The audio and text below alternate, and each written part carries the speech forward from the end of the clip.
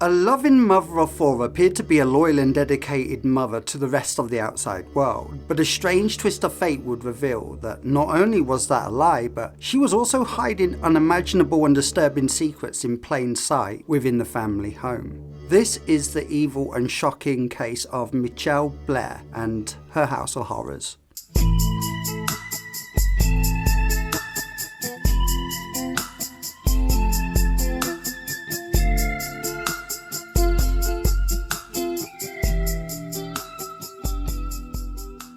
Good morning, good afternoon, and good evening. Wherever you are in the world, hello, and welcome to this episode. I'm Lloyd, and today we're getting a little batshit crazy.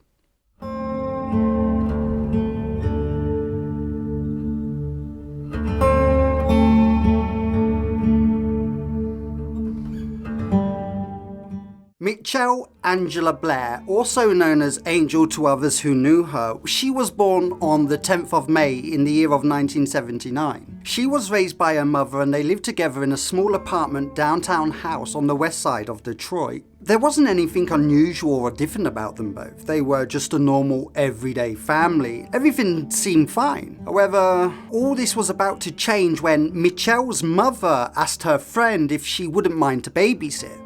And it was pretty much from that moment onwards where Mitchelle's childhood would come to an abrupt end. You see, as a child from that night onwards, Mitchelle Blair was a victim of sexual abuse. And shortly after that horrific night had passed, Mitchelle finally would work up enough courage to actually approach her mum and tell her about her painful ordeal. But unfortunately, her mother didn't seem to want to know. She didn't care. She would simply say, well, it's over and done with now, and what do you expect me to do about it? It's happened, so, let's just move on. Now, I know what you're thinking. How on earth or why is the mother not acting accordingly and reporting this to the police? Surely as a mother she has a duty of care, and no matter what, the child should always come first, right? However, Blair's mum, she never made the call. She didn't report anything to the police. In fact, Blair's mother didn't do anything about her daughter's claims and would even continue to invite this abuser, this person,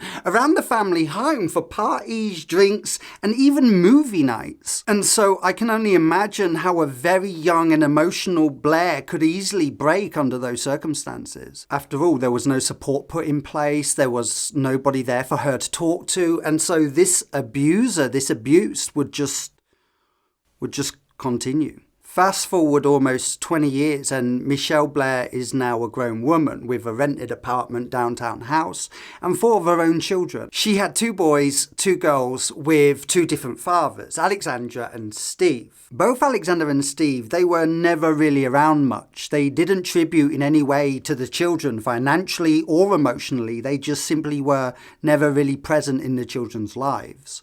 It was in the year 2000 and again in 2005 when Blair was investigated for a string of claims on child abuse. These claims of abuse were against her own children. Now, the local authorities did find her guilty of this abuse. However, the children were not removed from the family home. Instead, Blair was simply given parental classes and she was made to attend by the courts. In 2013, Blair decided she would remove her children from main school in order to homeschool her children herself. And in the state where she lived, it was totally legal, so it wasn't uncommon. However, given Blair's past circumstances, Red flag, anybody? Now, being a single mother, keeping a family healthy, clean, happy and content and paying all the bills in time, I can only imagine this to be happy, hard work. But hard work all the same, especially at the best of times. And so this leads us to the beginning of 2015, where unfortunately Blair has managed to fall behind with many payments towards her rent. Her outstanding amount of rent arrears was around £2,200. Or dollars. And so she was eventually served a court order eviction notice on the 24th of March in 2015. Just a few weeks after receiving the eviction notice, an eviction crew arrived at the apartment to carry out the eviction, only to find out Blair wasn't there, and so they knocked on the door a little bit longer, they waited around a little bit longer, 15 minutes, until finally deciding to force entry into the property. Once inside the property, the eviction crew became very much aware that the property was really poorly maintained. It was dark, dusty and dirty and just really untidy inside the property altogether. The sink in the kitchen was disgusting. It was full of dirty, stale dishwater, and there was this green and white mold that was growing on the cups and on the plates that were just left on the sides in the kitchen. There were black bin bags full of empty food tins and scraped off the plate moldy food that was just left overflowing from the bin bags that were just dumped in the corner and just left on the floor in the kitchen. The floor was also dirty and stained, and in all respect, the kitchen was filthy and unhygienic. It was disgusting. The bedrooms were found in a similar state of condition as well. They were all untidy, with stains on the beds and carpets. The bed sheets looked like they had all never been cleaned. And there were these disgusting stains on the bed mattresses, with what looked like punch marks in the bedroom walls and doors. There were clothes and rubbish just left all over the floor. The bathroom was also left in a disgusting way. The face sink was almost completely covered in dirty grit around the inside of the sink. There were big chunks of hair just left in the base of the sink. The bathtub was more or less in the same condition. It was filthy, unhygienic, and this sense of disgusting would flow throughout each room within the house. After the eviction crew witnessed the unhygienic mess throughout the property, the crew began carefully removing all the furniture outside of the house, starting with the table and chairs, then leading on to the sofa, followed by the chest of drawers and then the TV unit. They began bagging up all the clothes that were just left all over the floor, and they placed basically everything in the dumpster that was left outside of the property, in front of the living room where the family would spend much of their time together. The eviction crew, they noticed that there was a large freezer next to the wall where the TV unit once stood. The moving crew, they tried to lift this heavy freezer out of the house and place it in the skip, the dumpster outside the property, but it was simply far too heavy for them to carry, and so they decided to empty out the freezer contents first and then carry outside. Lightens the load and it just makes sense, right? And so they opened the freezer door, and that's when they made the horrifying and disturbing discovery. Yeah, they discovered the frozen body of a young teenage girl. The removal crew broke down in tears, and that's when they immediately phoned the police. The police investigators, they arrived at the house, and they were mortified to discover this young girl's body. They removed the body from the freezer, and that's when they discovered a second body underneath the teenage girl. The second body that was found in the freezer was the body of a young boy who was wrapped up in what appeared to be a bed sheet. And the young teenage girl's body, she was covered in plastic bin bags and what looked like a scarf tightly wrapped around her neck. Well, tonight we begin with that breaking news, a horrific discovery. 2 children found dead, their bodies stuffed in a freezer. Take a look. This is the townhouse behind me where the mother of 4 lived. She was in the process of being evicted today. You see the dumpsters here? That's where they would have put her stuff. But get this, a bailiff from the court came here this morning to evict her. She was gone. No one else was here. He went inside and found the gruesome discovery. An 11-year-old boy and a 14-year-old girl in a bag, stuffed inside a freezer inside. It is not known yet if there was any other trauma, if they had been beaten or something before this. That will be established by the medical examiner. Mitchelle, a lady that wouldn't even think that she would have been done none of this. Like, this is so tragic. Like, they was just at my house the other day. Like, this is just bold. The police chief said it appears they had been here for a while, but there might be something else in play here. I've been talking with investigators. We'll have more on this for you next hour at 5. For now, I'm live in Detroit, the Now Detroit. Both bodies were identified as Mitchelle Blair's children. The girl was Stony Blair. She was 13 years of age, and she had been inside the freezer for 2 years, since 2013. The little boy's body found under his sister's body was Stephen Berry, and he was just 9 years of age. Unbelievably, he had been inside the freezer since August 2012, almost 4 years. 3 hours after finding this gruesome discovery, the police started a door-to-door investigation, asking all the residents on the street if they knew the whereabouts of where Blair might be. This grim information would spread through the public like wildfire, and once the public knew exactly what had happened, the police were informed as to the whereabouts of where Blair was. And it wasn't too long before police found her hiding out at her friend's house with her other 2 children. Obviously, Stephen and Stoney were nowhere to be seen at this point in time, and Blair quickly was arrested. She was placed in handcuffs and she was taken to the local police station for further questioning. How many sons do you have? 1, I had 2. Your daughters? I had 2 girls and 2 boys. Where are your other 2 kids, Stoney and Stephen?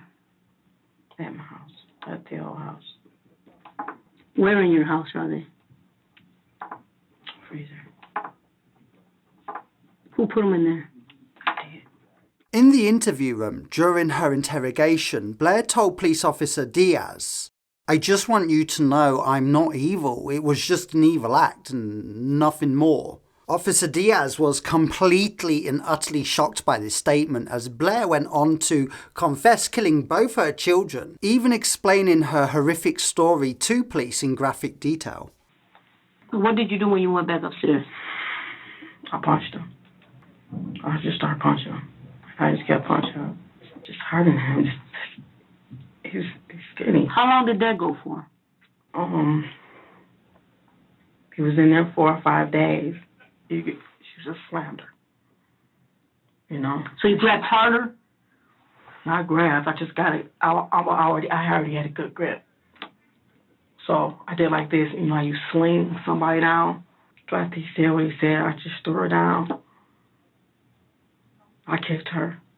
Now, both bodies were taken to the Wayne County Medical Examiner's office. The chief medical examiner, Carl Smitchett, said the young boy must have been inside the freezer for up to 4 years or more, and that the female body that was found in the freezer around 2 years, and that both of these bodies suffered broken bones and chipped teeth. Both bodies were found with strangulation marks around their neck and large whipping scar marks across their backs. There was also burn marks to their skin and in their genital areas, and their arms and legs, they were bruised all over their bodies, including bruise marks to their faces. The chief medical examiner, Carl Smitchett, also went on to say that the young girl had suffered broken bones when she was alive, and that those bones never had a chance to heal before her time of death. And there was also some kind of bleach or chemical that was found within her digestive system. Blair would later admit to police that all of these biological findings were indeed most accurate and true. So why did Blair murder them?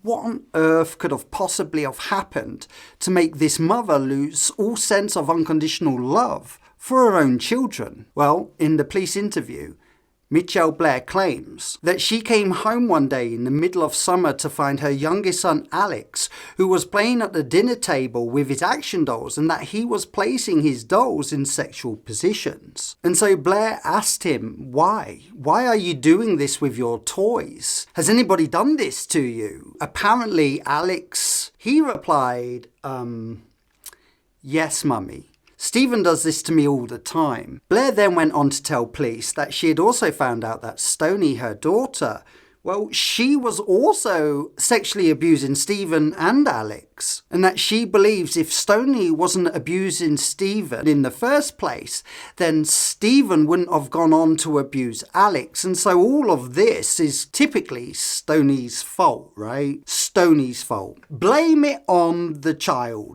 That will do it. That will get you off.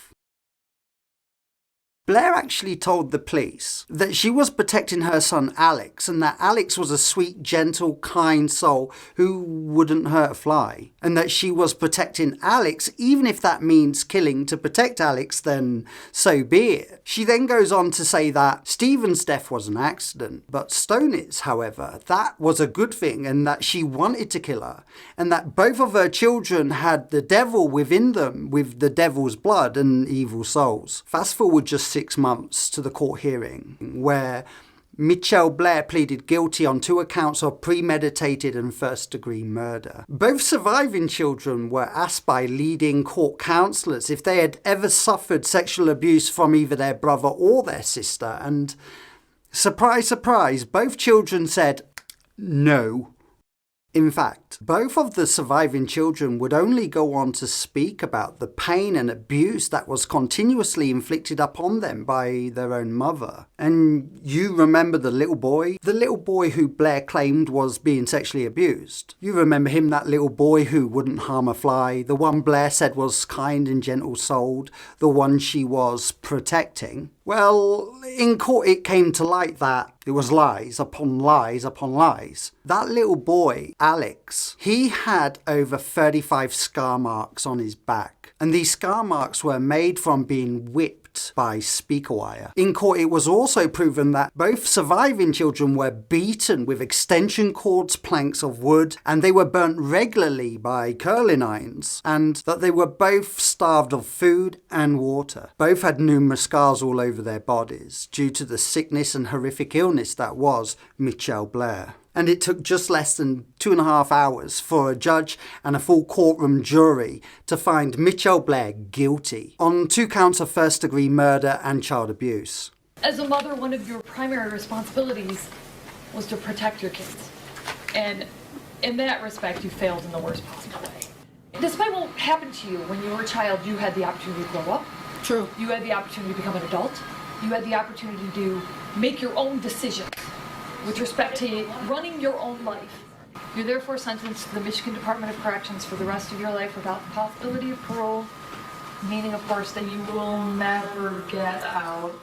Blair received 2 life sentences without any possibility of parole, meaning that she's going to spend the rest of her natural life behind bars, and that's exactly where she needs to be. The true reality is so grim. For almost 2 to 4 years, Stephen and Stoney were inside that freezer in the living room while Blair and her other 2 children lived inside the house, and that her oldest daughter Maya was living in pure fear for her own life. Maya was actually made to help Blair carry both her sister and brother's body to the freezer, and that kind of emotional destruction and fear, that stays with a child for the rest of their life. Blair's children, they never got to play outside in the street, they never got to play in parks, they never got to be normal children and do what normal children do. And they never saw a doctor, they never got checkups, they never visited a dentist. And should anybody ask the children where the other one may be, they were to lie and say, oh yeah, you know,